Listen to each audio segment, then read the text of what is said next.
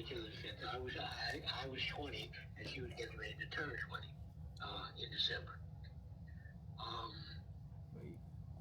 we became friends. Give me the one day. We became best of friends. She You had not sleep on the some ground? The mic. emotional issues when she was stationed in Texas, which I won't get into. Uh, we became friends. We became best friends, and My check. we got married. I was married to her for 7 years. But at that time, I was young and stupid, Yeah. and I messed up the marriage, so we got divorced. We didn't hate each other, but we got divorced. She went her way, I went mine, and during all this time that I was away, I was overseas. My infant son died. Oh wow. He had brain damage when he was born, and he passed away. Sorry to hear that. My oldest son, Kevin, and my then ex-wife moved. They went back to New York, which is where she was originally from, and then he moved here to Arkansas. She lived her life, I lived my life. She remarried, I remarried. Her two husbands died, and then my deceased wife passed away in 2023. Okay. And we were separated. Gloria and I were separated. We did not see each other for 44 years. Okay. When my wife died, the day after my wife died, she called me, and she was calling me to let me know that my other son, Kevin, had died. Oh wow. But before she could get into that, I started talking, and which was a surprise to her because I was not a talker, and I apologized to her for what had happened 44 years ago because she blamed herself, and it wasn't her fault. It was me. Got it. Yeah, it was me, and so I was not in a good place. I mean, I loved my wife, but I was never in love with my wife. Mm. I got married for the wrong. It wasn't the wrong reason, but it wasn't a reason to get married.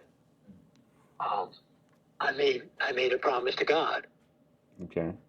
that I would never treat another individual the way I treated my first wife. Okay. She was the love of my life. I am the love of her life. Mm-hmm. She spent 44 years trying to find someone like me. Mm. I spent 44 years existing in a marriage. Mm. And so we started. She's a minister, by the way. Oh, she's a minister. Yeah. And it was in that context that she started counseling me because of the mental condition I was in and the feelings that I was having and what have you. And during the course of that time, it took almost 2 years. It was probably about a year and a half for me to really get myself back to the person that she knew. And she helped along with that process. Yeah, she was there every step of the way. Got it. She even got me to forgive my father for what he did to me when I was a child because I hated him. Mm. But she got me to the point where the only way I was really going to be free was to forgive him. Got And it. eventually I did. So I asked her to remarry me. Mm. And she said yes. Mm. We got married on October the 19th, only because was a weekend, and she has a lot of friends now here in Arkansas that I don't know. I gave her a birthday party the first year. The first time I came to visit her. I gave her a birthday party. She said the one thing that she was raised in an orphanage, Okay. and the one thing she said she never had was a birthday party, and I made that happen. And she and I decided we were going to get married. We were going to get married on my deceased son's birthday, but his birthday was during the week, and her friends and whatnot. You know, people have lives, and they couldn't get away from work and what have you. So we decided that we were just gonna get married ourselves, and we got married October the 19th. We got married, which was 3 days before my deceased son's birthday. Oh, wow. Yeah, let me ask you a question, Keith. How many kids that you had that passed away? 3. Oh, wow. Two sons and a daughter. Is there anyone living? Biological kids that's living? No. Oh, man. Now, because I'm a more younger person, I do got 2 kids. How is it as a parent? What state of mind does that put you in after burying your kids and outlive your kids? I miss my children. Like I said, Kevin had brain damage. He died. He was 18 months when he died. Oh, okay. Kevin got involved with this girl, and she was involved with a gang, and she wanted to get out of the gang, and the gang felt the only way they could keep her was to kill my son, and they did. Mm. My daughter was hit by a truck. Hit by a truck? Yeah, she was on her way home, and she was crossing the street, and she got hit by a truck. Oh, man. So there's been a lot of personal loss in my life. This is why I don't understand my stepchildren. Like I said, I had no problem with them getting what I felt they deserved. I had a problem with them trying to take what they thought they were supposed to have. Yeah. And in the frame of mind of not having my 3 biological children alive, it could have been uglier than it has been. Oh, absolutely. But like I said, my current wife, my wife now, she's a minister. I've known her practically all of my life.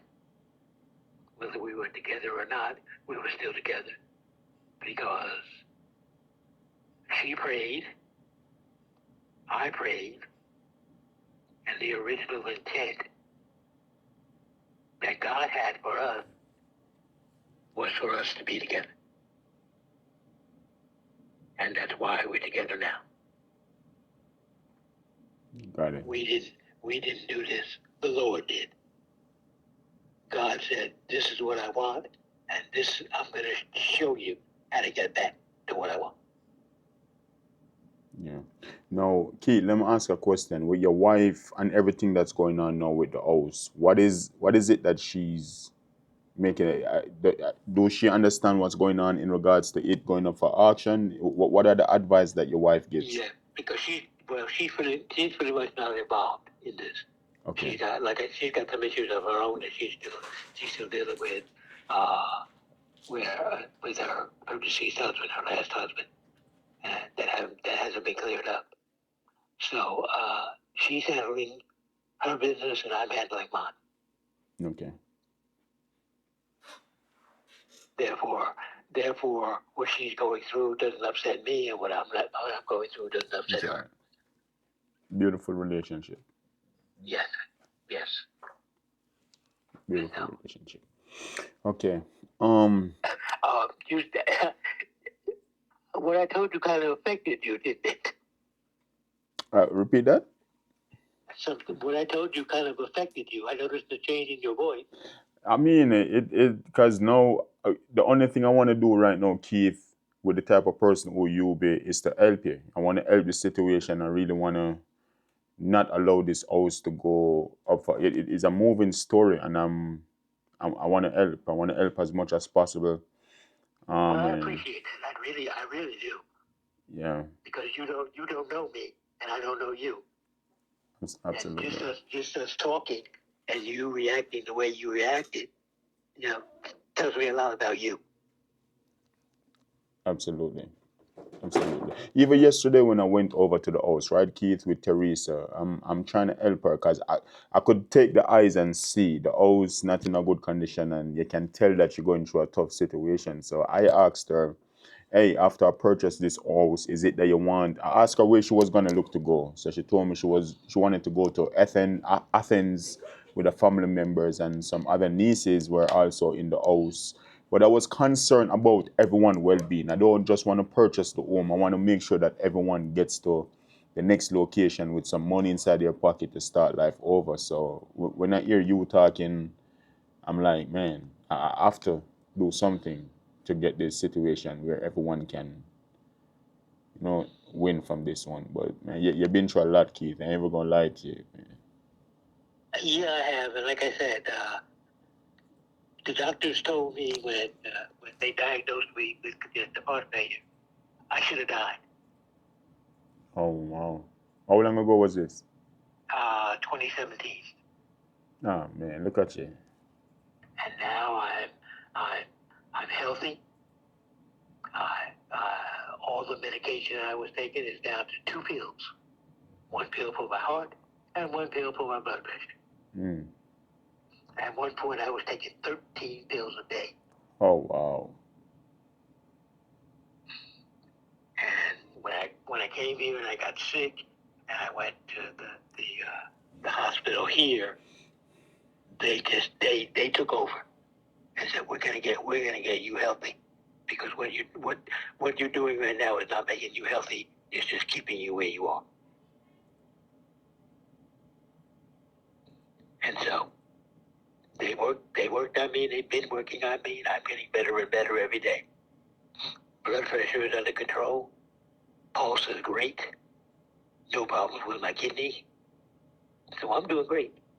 Hmm. Yeah, nice to hear that. You know. And like I said, I owe it all to God and to Gloria, my wife. Yeah. Nice to hear that, Keith, man. I'm definitely right there with you.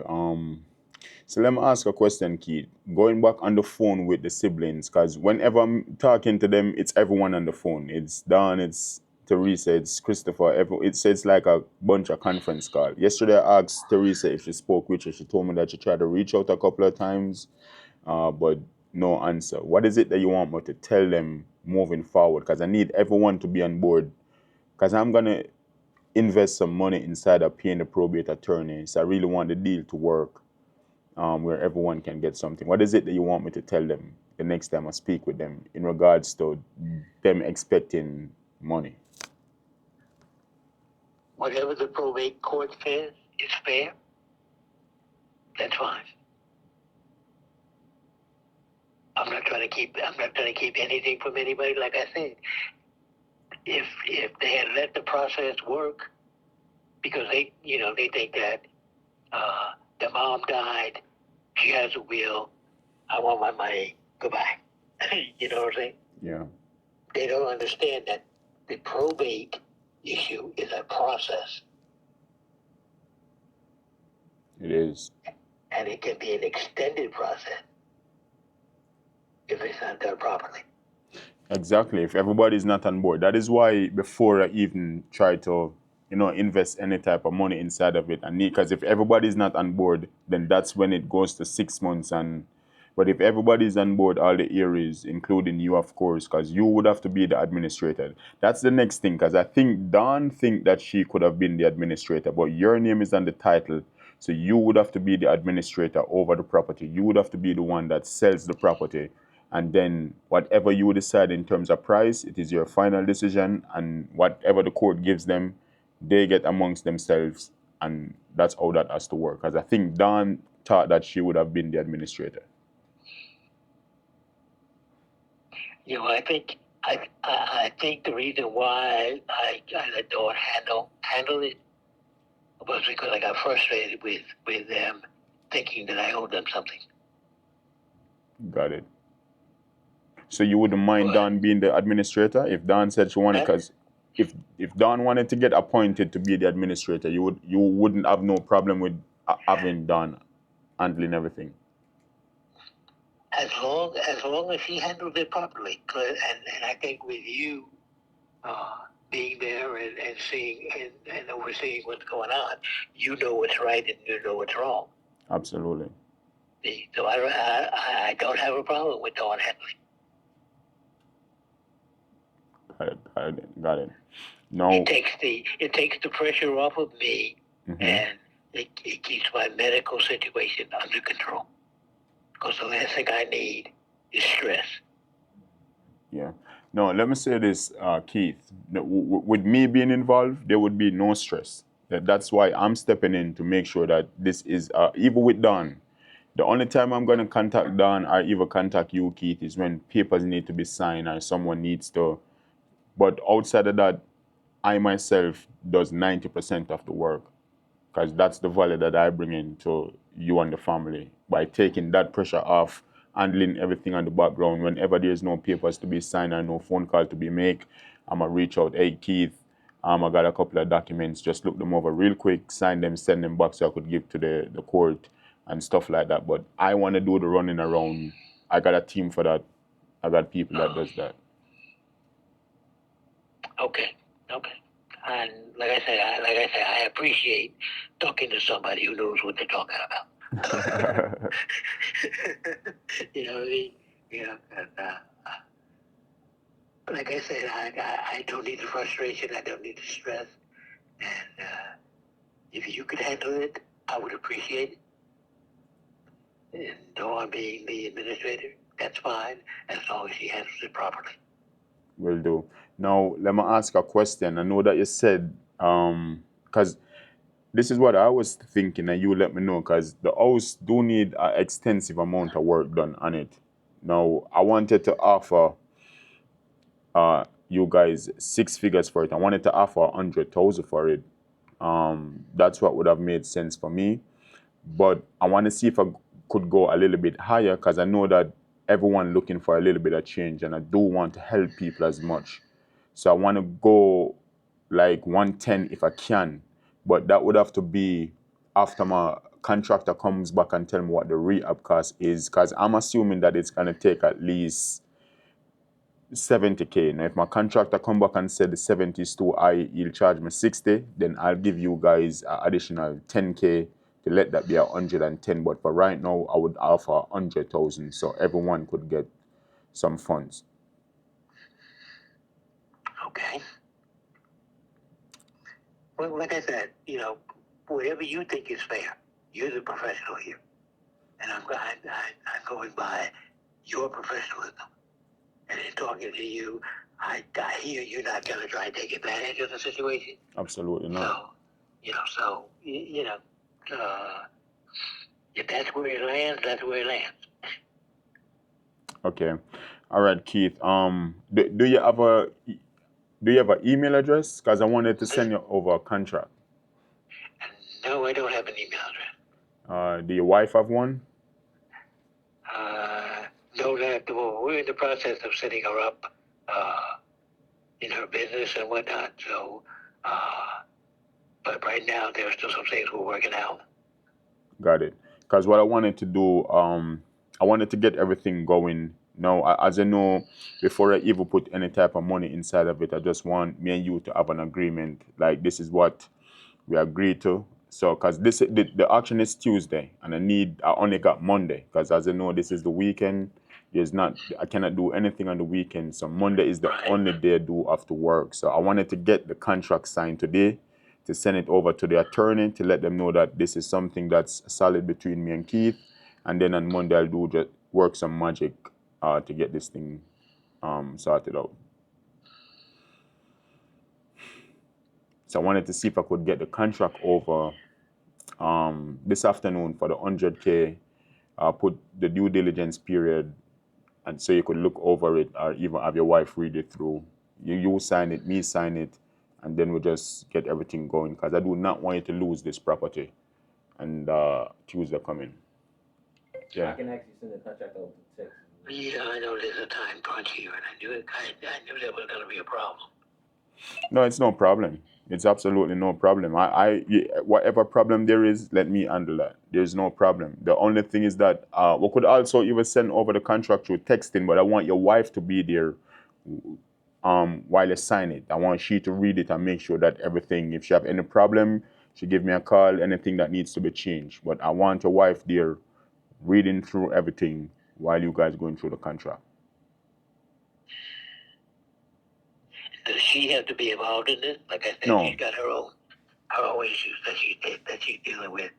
And I'm trying to handle this on my own, just like she's trying to handle her stuff on her own. So that neither one of us is bogged down in each other's stuff. Got it. So can you see to sign the contract? If I was to send the contract over via phone, can you see on the phone to know where to sign? Yeah. Oh, you can? Yeah, if you send a copy of the contract by phone, I'll be able to see it. All right. Let me get my guy to put it together, and then me and you can even walk through it. I could walk through it with you, read it, tell Okay. it what is it, and then we could sign from there, and let me just work the magic for Tuesday. Get this auction postponed. Okay. All right, Keith. So I'll give me the next hour.